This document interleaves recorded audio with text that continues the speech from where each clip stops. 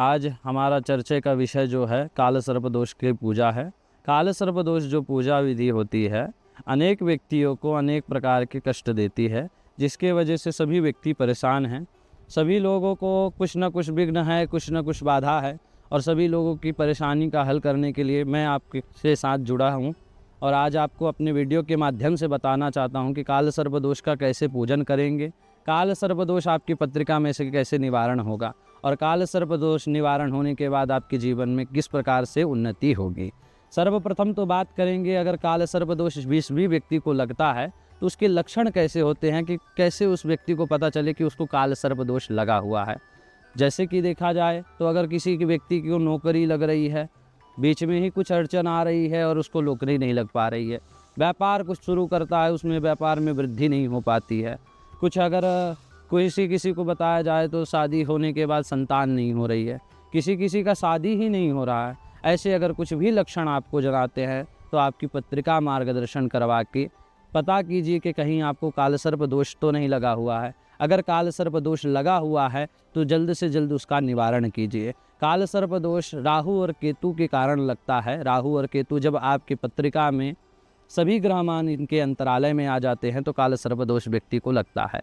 और काल सर्प दोष लगने के कारण जीवन में अनेक प्रकार की, जैसे कि मैंने आपको पहले भी बताया, कैसे ऐसे लक्षण हैं जिनके कारण से अनेक प्रकार की विघ्न बाधाएँ आती हैं।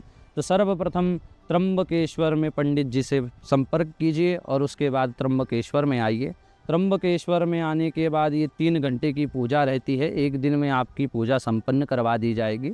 एक दिन में सर्वप्रथम 3 घंटे की पूजा रहेगी, जिसमें से रुद्राभिषेक, गणपति पुण्याहवाचन, कुलदेवी, पितरों का नांदी श्राद्ध विधि, अष्टदल, नवग्रह, महादेव, ऐसे 5 पीठों का पूजन कर्म किया जाएगा। उसके उपरांत चांदी के 9 नागों का प्राण प्रतिष्ठा, पूजन, अभिषेक, होम, हवन, नाग नागिन का जोड़ा कुशावर्त कुंड में विसर्जन करेंगे। फिर मंदिर का दर्शन करेंगे।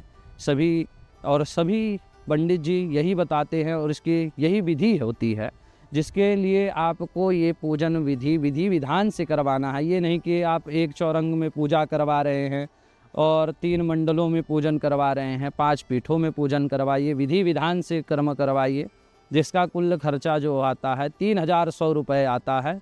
सेपरेट पूजा होती है, सामग्री, ब्राह्मण की दक्षिणा, सब कुछ उसमें इंक्लूडेड होता है।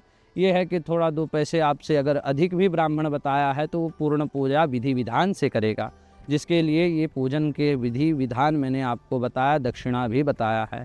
नीचे दिए गए इस नंबर पर संपर्क कीजिए। आपसे मैं स्वयं मिलूँगा, आपका संपूर्ण पत्रिका मार्गदर्शन करवा के, आपकी कुंडली मार्गदर्शन करवा के विधि विधान से संपूर्ण पूजा संपन्न करवाऊँगा, और जिसमें आपका संपूर्ण दोष निवारण होने के बाद आपका कार्य व्यवस्थित हो जाएगा।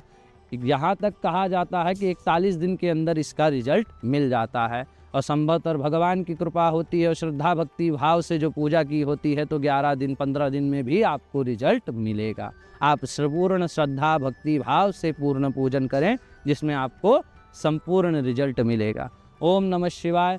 नीचे दिए गए नंबर पर संपर्क कीजिए, हमारे चैनल को सब्सक्राइब कीजिए, लाइक कीजिए, ताकि आपको नए वीडियो आते रहे और वीडियो के माध्यम से आपको संपूर्ण जानकारी मिलती रहे। ओम नमः शिवाय।